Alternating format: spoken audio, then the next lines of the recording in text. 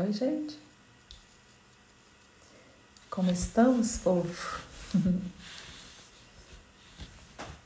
Vamos falar sobre emagrecimento?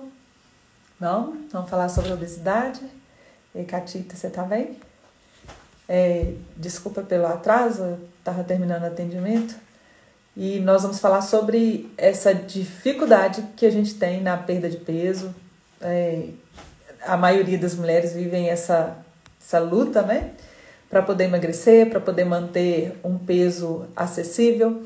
Então a gente precisa entender o que está por trás dessas questões do peso, essa briga que a gente vive na balança. Então a primeira coisa que a gente precisa compreender é que o nosso corpo, ele forma o hábito alimentar ainda dentro do útero. Então tem muita gente que acha que a questão da alimentação ela se forma depois, mas não é, tá? Existe uma linha de estudo que é a pré e perinatal, e eles comprovaram que a forma como a gente se relaciona com a comida está diretamente ligada com a forma como a gente recebe essa alimentação ainda dentro do útero. Então os hábitos alimentares da nossa mãe vão impactar na forma como a gente vai se relacionar com a comida. Lembrando que quando a gente fala sobre sobrepeso, sobre obesidade, nem sempre a gente está falando da relação com a comida, porque dentro do processo terapêutico a gente identifica muitas pessoas que se alimentam das próprias emoções. E aí eu vou falar daqui a pouco quais são as dores emocionais que mais impactam para a questão da obesidade. Então, como eu já falei para vocês, o nosso hábito alimentar, ele se forma ainda dentro do útero. Então, dependendo da rotina da mulher quando ela está grávida, vai ficar registrado no sistema nervoso como que essa criança, né, ao longo da sua vida, ela se relaciona com a comida. Então, tem hábitos alimentares que você tem gente que tem o hábito de comer à noite, tem gente que tem o hábito de ficar o dia inteiro, às vezes, sem comer, e chega à noite, ela tem o hábito de comer muito tarde. Isso foi definido ainda dentro do útero ou na primeira infância, ali dentro dos 7 anos, né, da janela de desenvolvimento.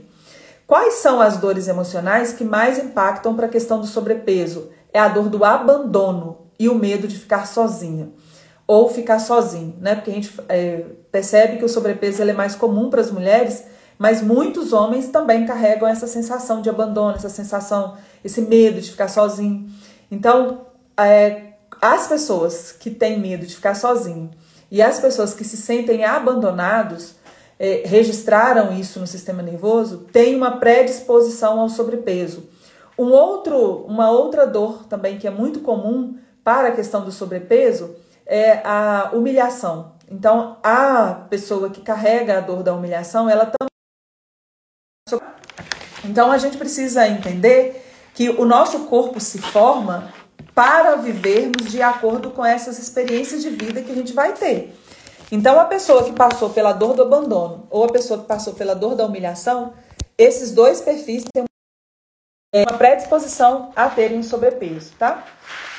Quais são as causas emocionais que estão por trás dessa coisa do sobrepeso? Além da dor do abandono, além da dor o medo de ficar sozinho. São relações abusivas ou relações de desamparo dos próprios pais. Então, se você cresceu num ambiente onde você não tinha segurança para se desenvolver, existe uma predisposição para o seu sistema nervoso registrar o abandono. O abandono também é uma das causas da questão do sobrepeso. Como que se forma isso? No primeiro ano, né, de vida, quando a criança está na fase de amamentação, ela chora.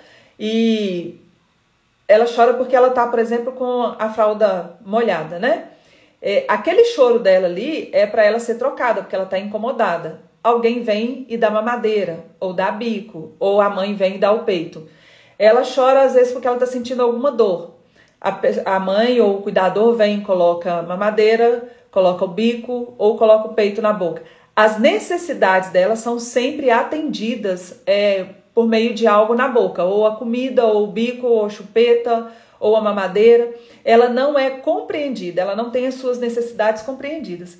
E aí o que o sistema nervoso dela acaba registrando? Que todas as vezes que ela tiver qualquer necessidade, ela recorre à comida. Então é por isso que na vida adulta a pessoa ainda continua recorrendo à comida por inúmeros fatores. Ela tá feliz, ela recorre à comida. Ela tá com raiva, ela recorre à comida. Ela tá triste, ela recorre à comida. Então, inconscientemente, ela foi programada lá na fase de amamentação, né? Desde quando ela nasce até os 3 anos de idade no máximo, ela entende que toda necessidade dela é atendida com a comida. Então, ela desenvolve uma relação afetiva e de segurança e de amparo com a comida. Obviamente, quando a gente entra nesse loop, né, a gente vai vir com a questão do sobrepeso. O perfil do rígido também ele pode desenvolver sobrepeso. Quem é o rígido? São as mulheres de cinturas mais fininhas, quadril mais largo e bumbum mais avantajado. Mulheres, assim, quando estão sobrepeso, elas estão na dor do abandono ou no medo de serem trocadas, medo de serem traídas. Então, esse tipo de corpo também tem uma predisposição a vir no sobrepeso. A nossa relação com a mãe tem ligação total com a questão do sobrepeso, tá? E por que essa ligação com a mãe? Porque é a mãe que faz esse papel de nutrição, de amparo emocional, de amparo físico. Então, a mãe é uma figura muito importante. Isso não quer dizer que a ausência paterna também não vá contribuir, né, para essa questão do sobrepeso e do desamparo, tá? Relacionamentos abusivos, e quando a gente fala de relacionamentos abusivos, a gente está falando a criança que passa por um ambiente onde ela vê os pais vivendo uma relação abusiva, também tem uma predisposição a desenvolver a questão do sobrepeso. Aquele lar inconstante, aquele lar onde a criança não sabe como que os pais estarão hoje. Será que eles vão brigar? Será que eles vão discutir? Será que hoje nós vamos para a casa de vovó, para a casa de vovô? Porque às vezes o casal tem uma briga e de repente a criança tem que sair daquele ambiente dela e ir para a casa dos avós. Daqui a pouco o casal resolve, ela sai dali e volta para a casa dos pais. Daqui a pouco briga de novo. Então esse ambiente inconstante, esse ambiente muito confuso para a criança, na fase de desenvolvimento, ele também vai contribuir para essa sensação de abandono, de desamparo e, consequentemente, vem a questão do sobrepeso. A gordura é uma forma de proteção. Então, o nosso cérebro, quando é que ele vai começar a desenvolver gorduras em algumas partes ou várias partes do nosso corpo? Quando ele entende que ele precisa fazer algo para proteger, ou para proteger o corpo como inteiro, ou partes do corpo. Então, se você é uma pessoa que tem gorduras localizadas, né? Aí tem pessoas que elas não são gordas, mas ela tem barriga, ela tem uma barriga ressaltada, ou uma barriga pochete, que é caída em cima da parte íntima. Ou tem pessoas que elas têm o braço gordo, né? Ela não é gorda, mas ela tem o braço gordinho. Ou tem muitos seios. Às vezes ela é magra, mas ela tem seios grandes. Ou às vezes ela é magra, mas ela tem papada. O rosto dela é gordo. Às vezes é o quadril, né? Às vezes são as coxas, são as pernas. Então, se você tem partes do seu corpo com gordura, aí a gente precisa entender que o seu corpo está dizendo qual parte ele está protegendo. Então, vamos lá, vou citar alguns exemplos. Quando a mulher tem seios muito maiores, desproporcionais ao corpo, o corpo entende que ele precisa proteger aquela parte que se doa. E por que ele precisa fazer isso? Porque é uma mulher com uma predisposição a querer se doar além do que ela deve se doar. Então ela coloca em risco ali a lei do dar e receber. Ela está mais disponível a dar para as pessoas que estão ao entorno dela do que receber. Então, geralmente, as mulheres que têm mamas grandes são pessoas que estão doando além do que têm. E aí, quando a gente fala dessas doações, é em qualquer aspecto. Pode ser financeiro, emocional, é aquela pessoa que ajuda todo mundo, é aquela pessoa que quer socorrer todo mundo. Geralmente são as mulheres que carregam a síndrome da salvadora, né? Ela tem a predisposição a ter mama maior. Tem pessoas, para vocês terem noção, que ela faz até a cirurgia de redução de mama e acaba que não reduz. É só uma questão de tempo para ela desenvolver a mama toda de novo. Por quê? Porque ela mudou uma parte do corpo sem mudar uma dinâmica de vida. Então, digamos que você tem, não é tão gordinho, mas você tem os braços, né? Seu braço é bem gordinho. O braço fala do fazer, dessa mobilidade, né? Daquilo que eu faço e dessa capacidade de estruturar a minha força no fazer pelo outro. E quando a gente fala de fazer, é importante a gente lembrar que a nossa identidade ela pode ser construída no ter, no ser ou no fazer. O certo seria nós construirmos a nossa identidade no ser, é quem somos que é importante. Mas tem muitas pessoas que não são valorizadas e não se sentem valorizadas pelo que são. Elas são valorizadas ou se sentem valorizadas pelo que faz pelo outro. Então, os braços precisam fortalecer. Então, tem mulher que fala assim, nossa, eu odeio meu braço, porque meu braço é grosso igual o braço de homem. Você precisa, antes de fazer qualquer mudança no seu corpo, nessa região, você precisa entender que dinâmica de vida que eu estou tendo com relação ao fazer. Será que eu não estou fazendo em excesso? Porque se eu faço em excesso, meu cérebro entende que ele precisa fortalecer essa região. E aí, não adianta você ir para a academia sem mudar uma dinâmica de vida, porque se você não muda a sua dinâmica de vida, consequentemente, você não consegue mudar o seu corpo, porque o seu corpo tem a estrutura que você precisa para suportar a vida que você está programada para suportar, tá?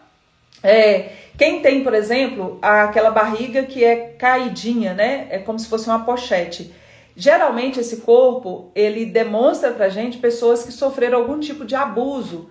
Então tem gente que vai pra academia e fala assim, nossa, eu emagreço perna, emagreço bumbum, mas a barriga não acaba. Ou quando acaba fica aquela pelanca, aquela pochete caída em cima.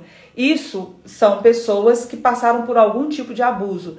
Geralmente é abuso sexual, tá?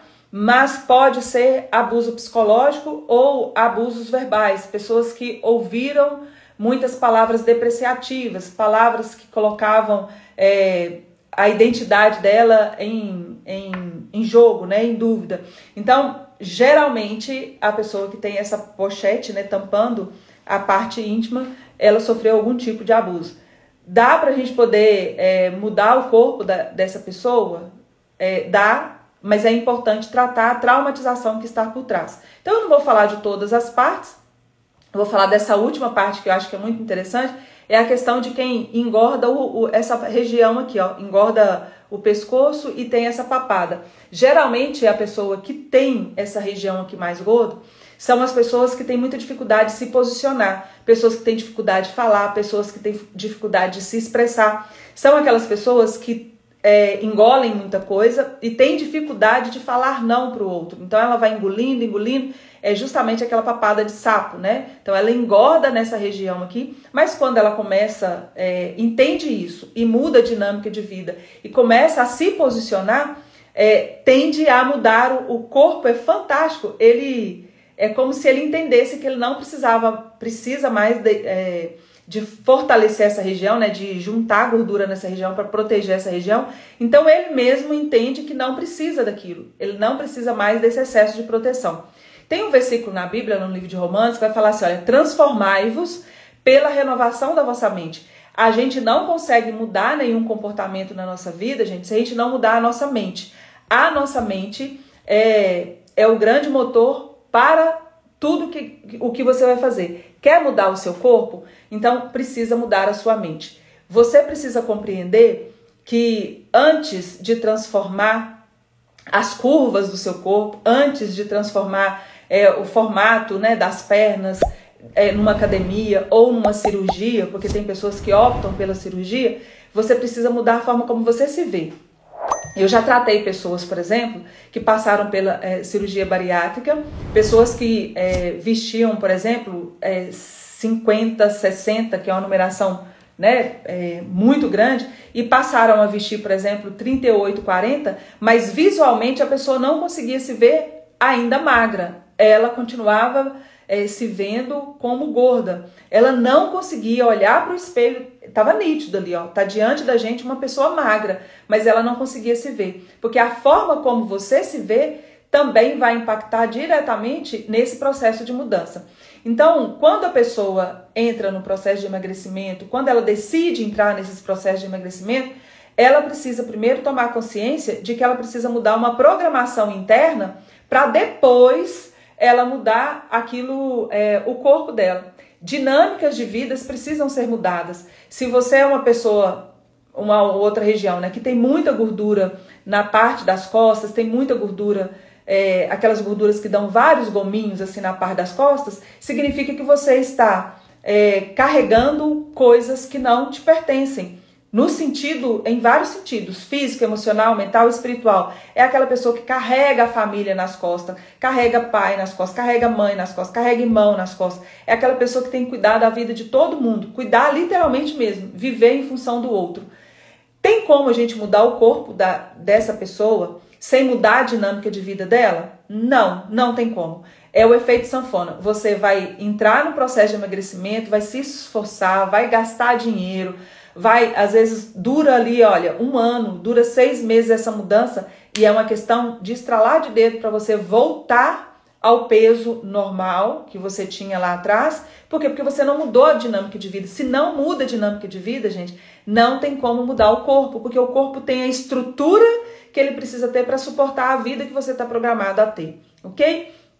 Quais são as consequências da gente estar acima do peso, né? A questão da autoestima, isso mexe muito com a autoestima das pessoas. Tem um modismo, né, falando assim, o que importa é ser feliz com o corpo que você tem.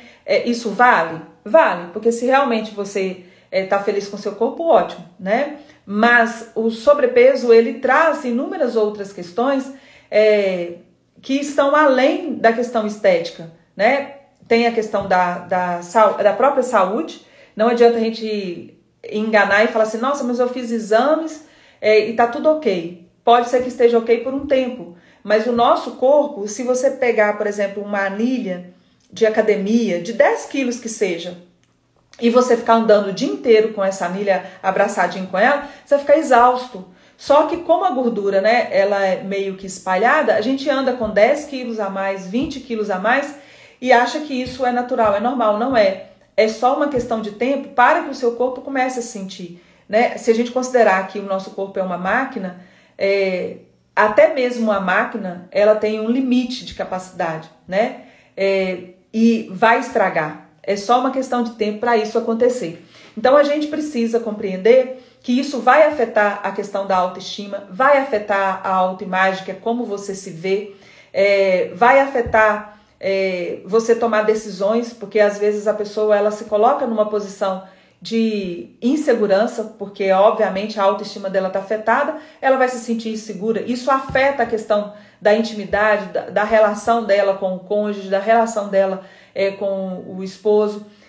No caso de homens que estão sobrepeso, afeta a vida conjugal, afeta, porque vai afetar a questão da intimidade, vai afetar a questão de como ele se sente como homem mesmo, né? A virilidade desse homem.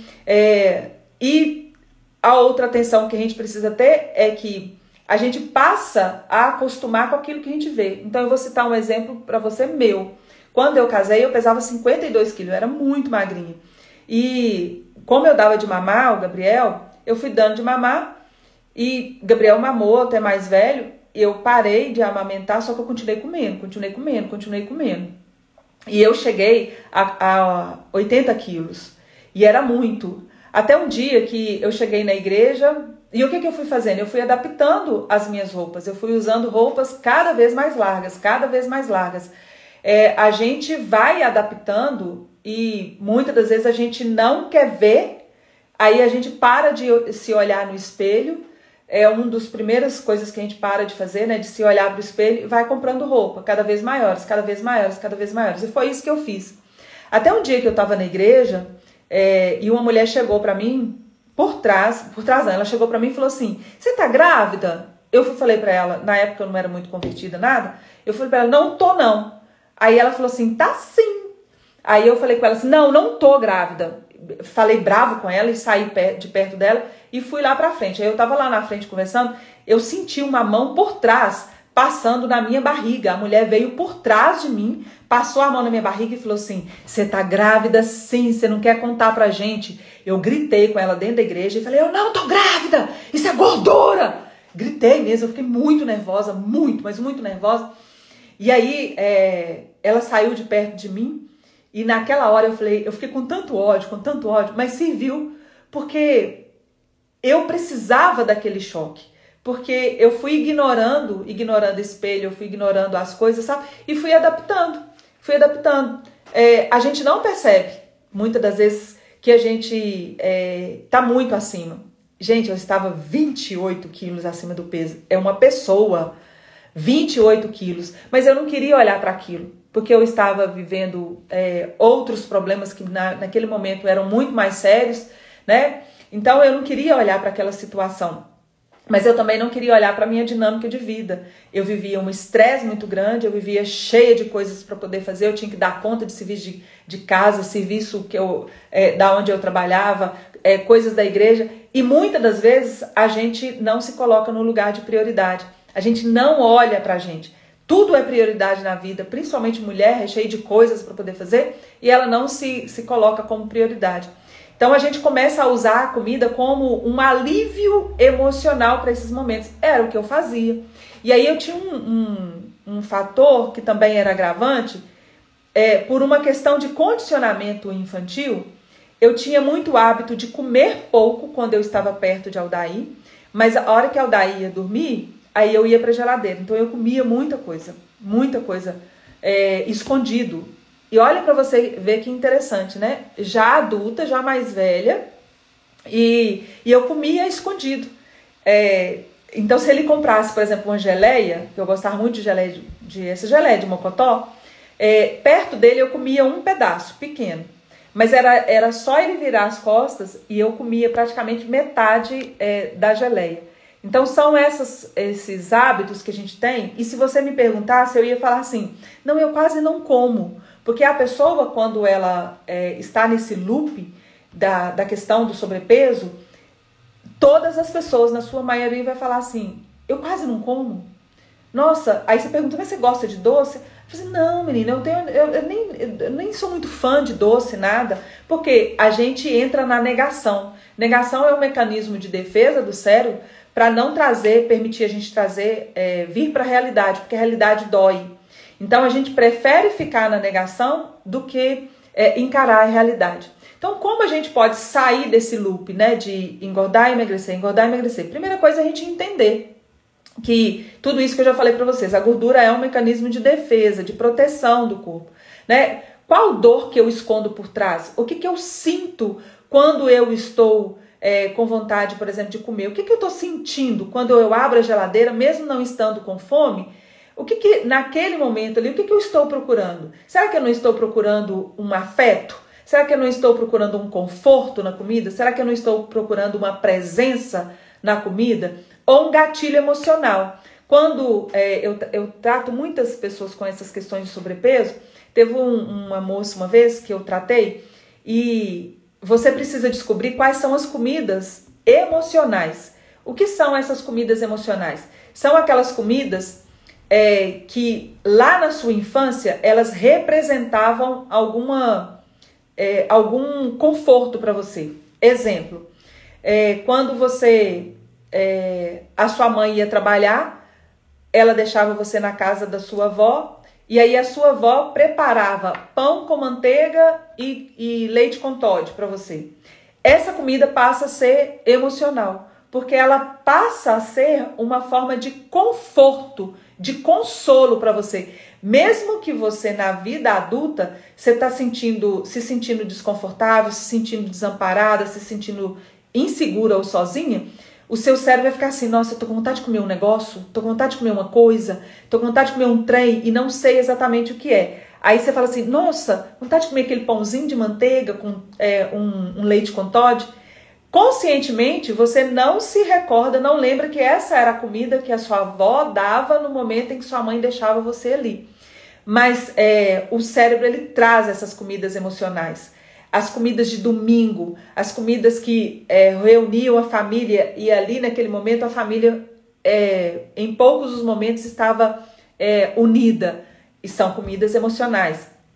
Digamos que os seus pais separaram e o seu pai, quando vinha te visitar, te levava para comer hambúrguer. Então hoje você tem uma fissura por hambúrguer.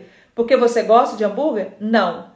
Possivelmente porque o hambúrguer, ele lembra aquele momento que você estava ali junto com o seu pai. Então, gente, é muito interessante essa questão do sobrepeso, porque muita gente quer mudar o peso sem olhar o que está por trás. Eu vou ler algumas mensagens aqui para não passar, né? Tati está falando, nossa, com certeza, é muito disso, Tati. Quando a crise de ansiedade está muito... eu como muito doce. O doce tem muito a ver com a ausência materna, tá? É como se você quisesse ser consolada, e aí é pela figura materna. Por mais que a pessoa fale assim, nossa, mas eu sinto falta de outra coisa. É a figura materna. Só que a gente vai transferindo essas nossas necessidades, quando ela não é suprida pela figura materna, a gente vai suprindo para as outras relações que a gente tem ao longo da vida. Mas, geralmente, quando eu tenho uma necessidade muito grande do doce, é uma necessidade de afeto, é carência, ou carência de presença, ou carência de carinho, carência de atenção, carência de cuidado, aí eu recorro ao doce. Como que eu sugiro que faça isso? Faça o autoacolhimento, viu, Tati? O autoacolhimento é naquele momento que vem aquele desejo, aquela necessidade de comer o doce, mas tem que passar pelo processo de tratar isso de forma profunda, né? Mas isso já adianta, já ameniza um pouco essa questão da dor emocional. É você começar a se acolher e entender que algo em você está naquele momento se sentindo desamparada, se sentindo sozinha. É você dizer para você, eu estou aqui, eu vou cuidar de você, tá? É simples fazer isso, né? Não. Porque a gente tem as partes.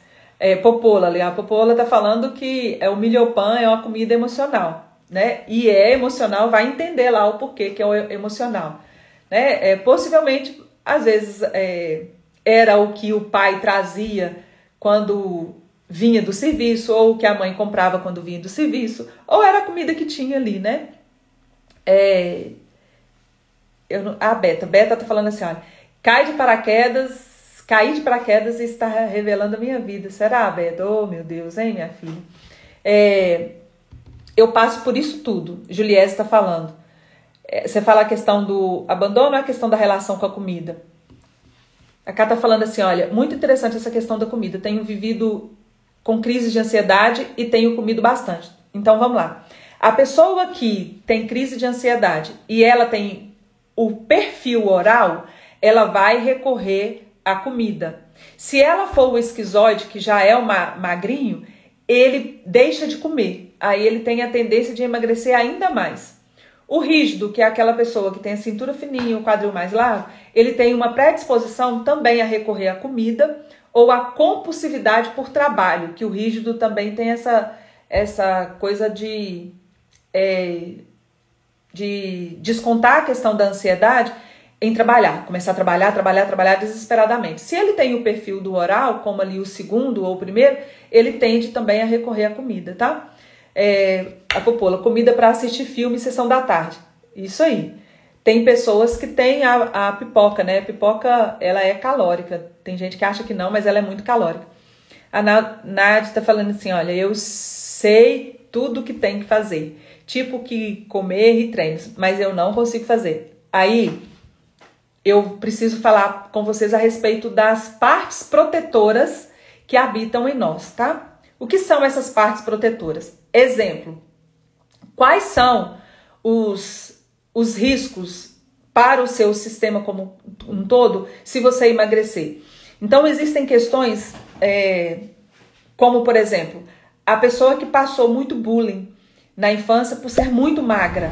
Então, ela foi muito criticada e inconscientemente ela ficou programada para entender que ser magra não é uma coisa boa para ela. porque ela foi criticada, ela foi debochada, as pessoas falavam mal dela. Quando ela chegava em ambientes, né, onde as pessoas estavam reunidas, nossa, e as pessoas faziam comentário assim, nossa, gente, ela é magrinha, nem bumbum ela tem direito. Ou comparações, às vezes ela era muito magrinha e era comparada com uma irmã, com uma coleguinha que já era encorpadinha. Ser magra para ela é um problema, mas conscientemente ela não sabe disso, porque se foi na fase de desenvolvimento, ela só ficou condicionada a acreditar que ser magra é um problema. Então, todas as vezes, só que aí ela cresceu. O sistema nervoso dela entendeu que ela não pode ser magra, porque senão ela vai continuar sofrendo esses momentos de deboche, de crítica, de julgamento. Aí o sistema nervoso dela, quando ela chega ali na fase da adolescência, ela começa a engordar, ela começa a pegar peso, né? Que aí a menina começa a desenvolver o corpo, então ela começa a engordar nessa fase, e aí ela engorda, ela vai engordando. Quando ela chega na fase adulta, ela faz aqui, deixa eu ver quem foi que falou. A Nádia, ela fala assim, nossa, eu sei de tudo, eu já paguei não sei quantas academias, eu já paguei personal, eu sei o que fazer, eu já fui na nutricionista, mas eu não consigo fazer. Por que ela não consegue fazer? Existe nela uma parte protetora que fala para ela assim, a gente não pode emagrecer, porque se a gente emagrecer, só que isso não é consciente, tá, gente?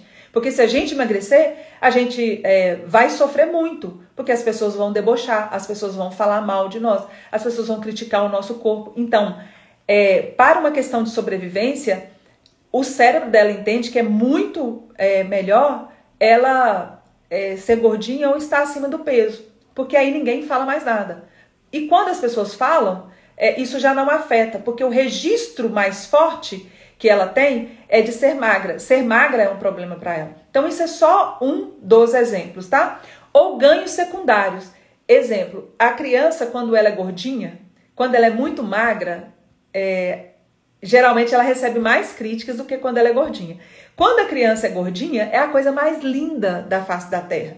Um bebê gordinho, todo mundo gosta, todo mundo elogia, todo mundo quer pegar. Então, quando se é criança e é gordinho, e essa criança foi elogiada por causa dela ser gordinha, e as pessoas pegavam e falavam assim, nossa, que delícia, fofinha, nossa, dá vontade de morder. E ela foi elogiada por isso, isso também é um ganho.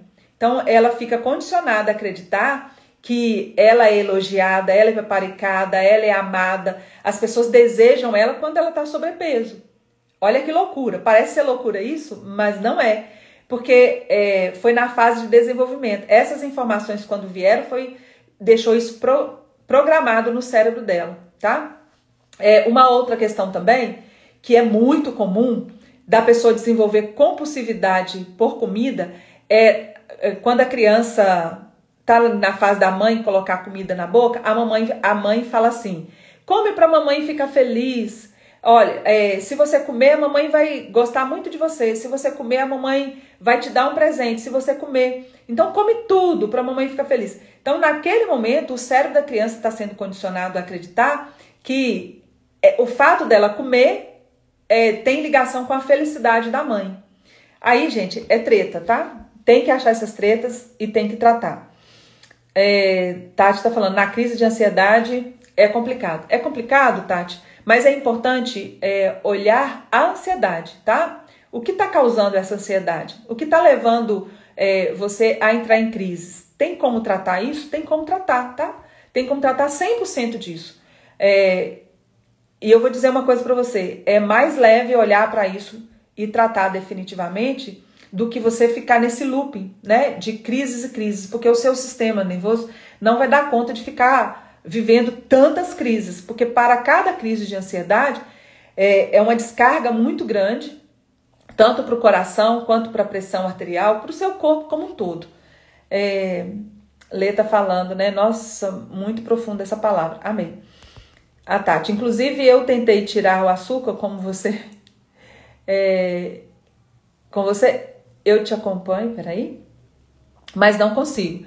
É a questão, se a gente não tratasse a dor do abandono, a dor do desamparo e o medo de ficar sozinha, fica muito difícil. de tratar. Nádia tá falando assim, ó, no meu caso, eu nunca fui magra, sempre gorda, e até hoje, com 37 anos, não consegui emagrecer ainda. Dentro do processo terapêutico, gente, a gente conversa com o corpo da pessoa. Conversando com o corpo da pessoa, a gente entende o porquê que ele vai levar a gente nas raízes, tá? E a gente vai entender o porquê que você não pode emagrecer. Às vezes, você não tem permissão do seu sistema familiar. Porque se no seu sistema familiar as pessoas, na sua maioria, principalmente as mulheres, são sobrepeso, é desafiador para a pessoa conseguir sair disso. Porque para sair disso, é como se ela precisasse deixar de pertencer àquele sistema familiar. Aí, quando a pessoa começa a emagrecer, logo vem aquelas falas das outras pessoas assim, olha, nossa, tá metida, né? Tá achando agora que tá podendo só porque perdeu uns quilinhos. Aí a pessoa começa a ir pra academia, principalmente quem é crente, já começa a sofrer as questões dos gatilhos inconscientes. Quais os gatilhos? Para quem é crente aí há muito tempo, existia uma crença de que a academia não era lugar de crente estar. Então a pessoa às vezes vai, só que ela tem uma programação interna de que estar naquele ambiente ali desagrada a Deus. É só uma questão de 2, 3 meses, aí ela já está saindo de novo da academia, ela já está parando de novo com a dieta. Porque se o cérebro dela entender que cuidar do corpo é vaidade, é luxúria, ela não consegue. Por quê? Porque ela não tem autorização para isso. Voltando lá na questão do pertencimento, né? Se a pessoa, o sistema familiar dela é de pessoas sobrepeso, ela não tem permissão para emagrecer, ela não tem permissão para ser diferente. Se ela insistir com isso, corre o risco dela sentir que ela não pertence mais àquele sistema familiar. E nós temos a necessidade de pertencer ao nosso sistema por uma questão de sobrevivência. Por isso que o processo de transformação precisa acontecer primeiro aqui, tá? José está falando. Nossa, que live. Trouxe respostas para algumas dúvidas. A Paula... A Paula tá falando, como que eu te dou o doce depois? Ó, Deus. A questão do condicionamento é muito forte, né? Beta tá falando assim, é bem assim, né? A Jojé tá falando, até hoje é assim, crente não pode cuidar do corpo. Af mesmo. Af. Gente, um dia eu vou contar pra vocês todas as tretas que eu encontrei dessa coisa de igreja quando eu fazia academia. Uma das coisas que eu encontrei de bloqueio foi a questão do agachamento. Então, todas as vezes que eu fazia agachamento, a sensação que eu tinha é que eu estava fazendo algo de errado. E aí veio uma memória de uma pessoa falando desse jeito, assim, uma pessoa muito próxima, falando assim, nossa, aquelas mulheres vagabunda, esse era o nome, assim. Aí ela dizia que quando a pessoa estava agachando, é como se ela estivesse fazendo essas danças de funk, sabe? Então o agachamento, gente, pra mim era muito difícil fazer agachamento, muito difícil fazer agachamento. Mas por quê? Porque o meu cérebro ficou condicionado a acreditar que era uma vagabunda, né? Que era como se eu fosse uma vagabunda se eu estivesse fazendo o bendito do agachamento. Olha pra você ver a loucura que é o cérebro. Beta tá falando, sou cristã há 24 anos ou cristã e tem 24 anos, né? Então, gente, o nosso cérebro ele vai nos empurrar na direção do condicionamento. Se você não tem autorização para emagrecer, você precisa olhar para isso primeiro, para depois entrar no processo de emagrecimento, tá? Quais coisas a gente precisa, além, né, de saber tudo isso que eu já contei para vocês aqui, olha, é a questão do autoconhecimento há 24 anos. Gente, infelizmente, eu preciso dizer para vocês, tem coisas que são ditas dentro da igreja que mais criam cativeiros, bloqueios, do que liberdade. A palavra de Deus vai falar assim, foi pela liberdade que Cristo vos libertou. Não vos torneis escravos novamente de coisa alguma. Mas, infelizmente, tem muitos de nós presos em coisas que não são bíblicas. Infelizmente, tá? Um dia eu vou fazer uma live para você só sobre abuso religioso e principalmente para nós mulheres. Nós deixamos de cuidar do corpo por causa de muitas crenças erradas que foram ensinadas pra gente, tá? Muitas crenças erradas. Liliane tá falando, triste, as palavras, pensamentos errados. É isso aí. Docimel tá falando assim, ó, na minha casa eu sou a única que peso 80 quilos. É muito difícil pra mim e não consigo fazer nada. Mas você pesa 80 quilos, aí você é a pessoa que é mais pesada ou é a pessoa mais magra da sua casa? Paula tá falando, não é palavra, é doutrinação do homem, infelizmente. Exatamente, né? É doutrina de homem que foram impostas. E aí a mente da gente fica travada nessas porcarias, né? Tem igrejas, por exemplo, que proíbe totalmente a pessoa, né, dela fazer um exercício físico. E exercício físico, gente, não tem a ver com estética, tá? Exercício físico tem a ver com saúde. Exercício físico é uma das ferramentas que mais tratam a questão de ansiedade, que mais tratam a questão de depressão, tá? 25 minutos de exercício físicos, 2 a 3 dias por semana, é capaz de gerar sensação de bem-estar que pode mudar casos depressivos. Isso são estudos recentes que foram lançados. Então vamos lá, você precisa se conhecer, tá? Você precisa tomar consciência da sua relação com a comida, tomar consciência quais são as comidas emocionais para você, tá? E por que é importante isso? Justamente porque sem consciência não há transformação. Nós não somos capazes de mudar nada que a gente não é capaz de reconhecer. Então, se eu tomo consciência de algo, é o primeiro passo para eu começar esse processo de mudança. Não excluir a ajuda de alguém, porque muitas das vezes é difícil a gente sair desses lugares sozinha. É difícil a gente até olhar para esses lugares sozinha. Por quê? Você é a mais pesada? Então a gente tem que encontrar. Gente, encontrar a resposta a gente encontra, sabe? Nossa, e é tão libertador quando a gente entende especificamente as nossas questões, os nossos casos, né? A questão da terapia, ela é importante, ela é essencial, né? Para a gente poder ter essa questão do autoconhecimento. Eu já disponibilizei aqui para vocês, se vocês quiserem, a respeito da dependência emocional, porque tem muitas mulheres que estão sobrepeso por causa de dependência emocional. E tomar consciência disso é importante. Eu já disponibilizei os testes, né? Se vocês quiserem, pode me chamar. Você não preocupa, você não vai pagar nada por isso. Eu quero ajudar você a entender, você se conhecer, a você se entender, porque aí você vai ter ferramentas para poder também se adultizar, porque um dos processos para a questão do ganho de peso são as dinâmicas infantis e a vitimização. Então a gente precisa sair desse lugar, né? Para isso nós precisamos passar pelo processo de adultização. Para adultizar, você tem que olhar para essas dores emocionais infantis, tá? Tati, eu sempre fui gordinha e sempre que começo e nunca fico muito tempo. Deve ser no processo de emagrecimento, né, Tati?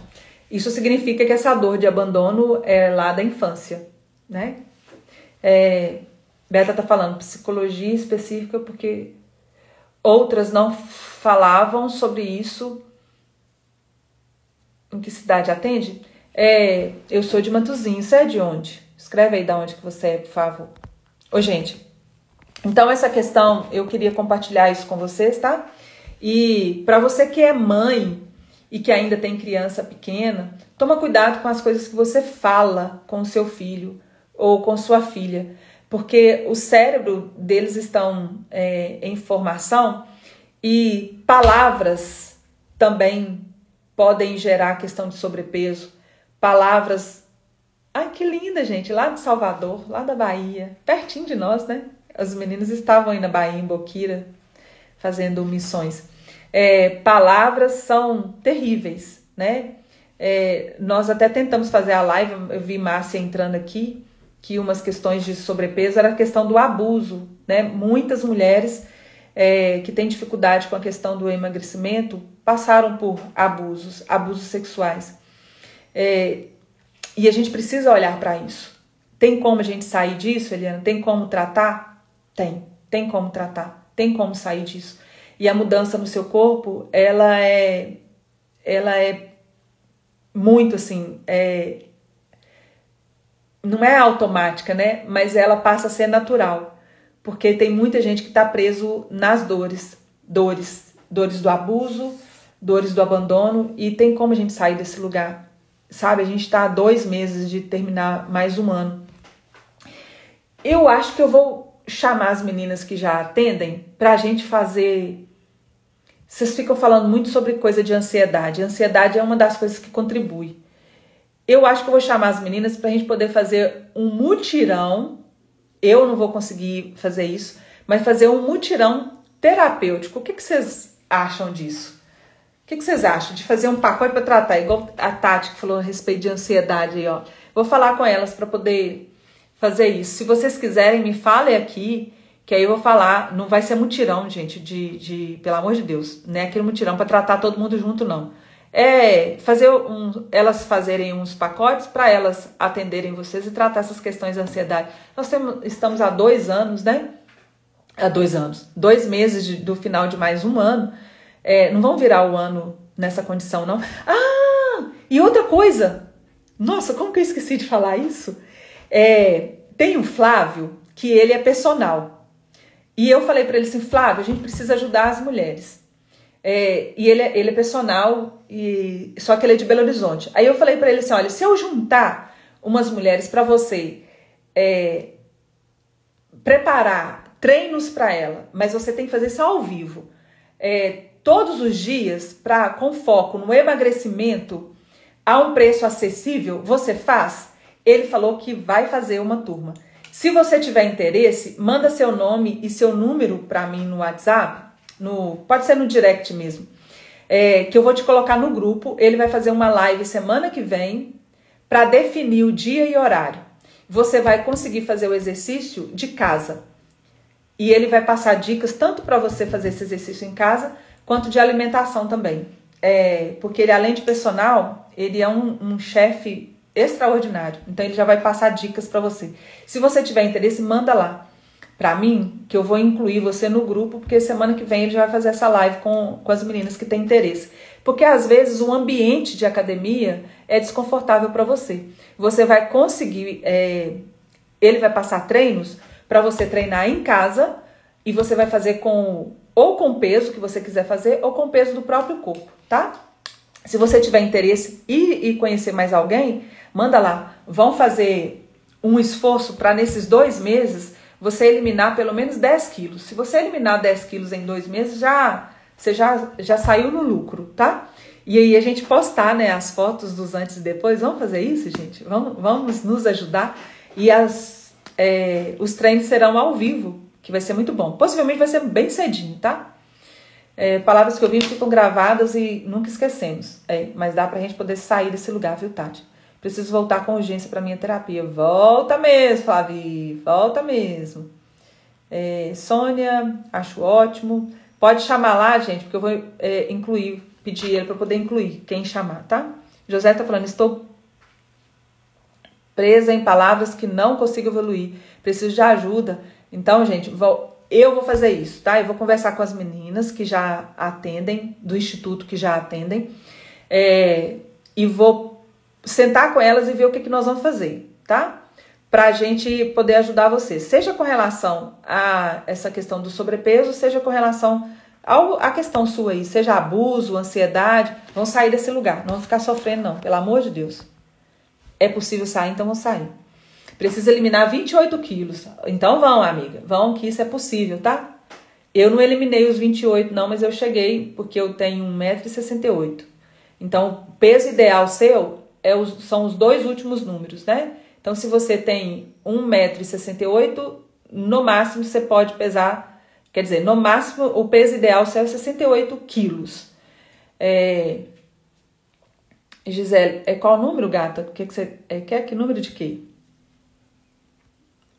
Já tem anos que tem. Não, gente, vamos fazer o que precisa ser feito. Nós vamos ajudar vocês e sair desses lugares, tá bom? Espero que essa live tenha ajudado.